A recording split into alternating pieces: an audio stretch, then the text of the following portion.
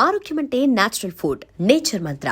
ఇప్పుడే మీ ఇంటికి తెచ్చుకోండి. మోంతా తుఫాను దాటికి ఇప్పటికీ గత 2 రోజులుగా ఆంధ్రప్రదేశ్లోని పలు జిల్లాల్లో అత్యంత భారీ వర్షాలు కూడా నమోదవుతున్న పరిస్థితులు చూస్తూ ఉన్నాం. మరొక వైపు భయంకరమైనటువంటి భీకరమైన గాలుల వేగానికి కూడా భారీ వృక్షాలు విరిగి పడుతున్నటువంటి పరిస్థితులు, కరెంటు స్తంభాలు కూడా విరిగి పడుతున్నాయి. మరికొన్ని చోట్ల ప్రమాదాలకు కారణమైనటువంటి పరిస్థితులు కూడా మీరు ఇప్పటికే చూస్తూ ఉన్నారు.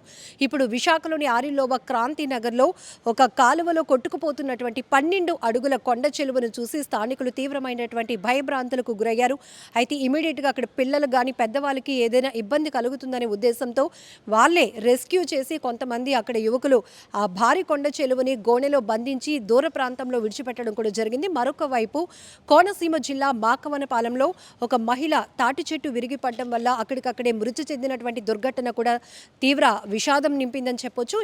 ఇంకా కొన్ని జిల్లాలో పరిస్థితి చూస్తే కనుక ఇప్పటికీ కూడా గత 4 రోజులుగా అంటే అక్టోబర్ 26 నుంచి 28, 29 తేదీల వరకు కూడా ఈ మోంతా తీవ్ర తుఫానుగా కాకినాడ సమీప ప్రాంతంలో తీరం దాటుతుంది. కాబట్టి ఎందుకంటే ఎటువంటి ప్రాణ నష్టాన్ని కూడా అనే ఉద్దేశంతో ఇటు వాతావరణ శాఖ, ఆంధ్రప్రదేశ్ సర్కారు కూడా ఒక కోఆర్డినేటింగ్తో అన్ని జిల్లాల్ని, అన్ని టీముల్ని కూడా అలర్ట్ చేయడంతో పాటు హై టెక్నాలజీతో మానిటరింగ్ సిస్టమ్ని ఇంప్లిమెంట్ చేసి సమర్థవంతంగా తుఫాను ప్రభావిత పరిస్థితులను ఎదుర్కొనేందుకు సన్నద్ధమయ్యారు.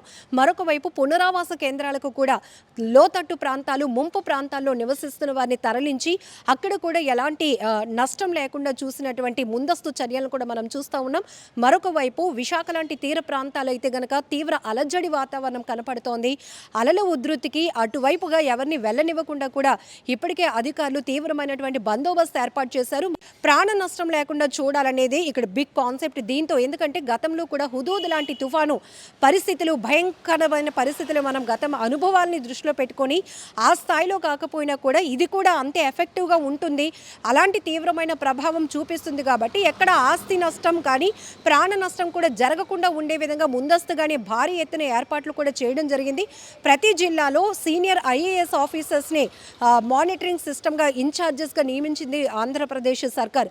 దీంతో పాటు ఇప్పుడు మరికొన్ని గంటల్లో అంటే ఈ రాత్రికే అతి సమీపంలో మోంతా తుఫానుగా తీరం దాటబోతున్న టైంలో గంటకు 100 కిలోమీటర్ల వేగంతో బలమైన ఈదురుగాలులు వీస్తాయి. కాబట్టి అందరూ అలర్ట్గా ఉండాలి.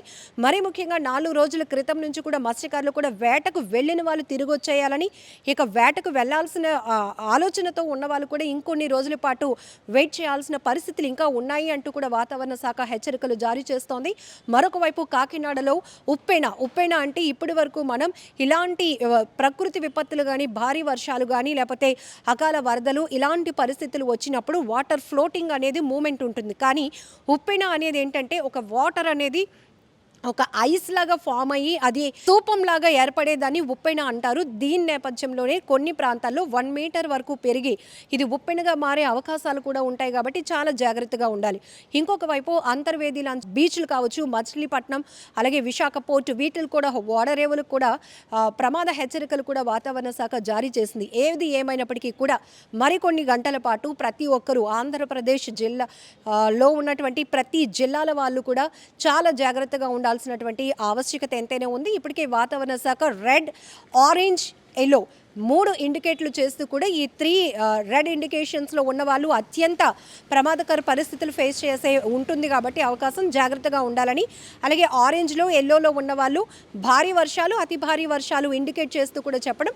అలాగే మరికొన్ని ప్రాంతాల్లో కనుక వరదలు అంటే అకాల వరదలు, ఫ్లాష్ ఫ్లడ్స్ కూడా వచ్చే అవకాశం ఉంటుంది. కొండవాలు ప్రాంతాల్లో ఇప్పటికీ భారీగా వర్షపాతం నమోదు కావటం వల్ల, వాటర్ స్టోరేజ్ ఉండిపోవడం వల్ల అది ఒక్కసారిగా ఫ్లోట్ అయ్యి అది వరద ప్రవాహానికి కూడా కారణం అవుతుంది. కాబట్టి ఈ రకంగా గ్రాఫికల్గా కూడా వాతావరణ శాఖ ఏ ప్రాంతాల్లో అకాల వరదలు కూడా సంభవించే అవకాశం ఉంటుంది అని కూడా ముందస్తుగానే అలర్ట్ చేయడం జరిగింది. సో ఈ నేపథ్యంలో మరికొన్ని గంటల పాటు అంటే ఈ రాత్రికి తీరం దాటబోతున్న తీవ్ర తుఫాను దాటికి ఇంకా ఏ జిల్లాలు తీవ్రంగా ప్రభావితం కాబోతున్నాయో వారందరూ మాత్రం మరీ ముఖ్యంగా అత్యవసరమైతే తప్ప, వెరీ ఎమర్జెన్సీ పరిస్థితి అయితే తప్ప బయటకు రాకుండా సురక్షితమైన ప్రాంతాల్లో ఉండి ప్రాణాలను, ఆస్తిని కూడా సంరక్షించుకోవాల్సిన బాధ్యత మీదే అంటూ కూడా అధికారులు కూడా మీ అందరికీ సూచిస్తున్నారు.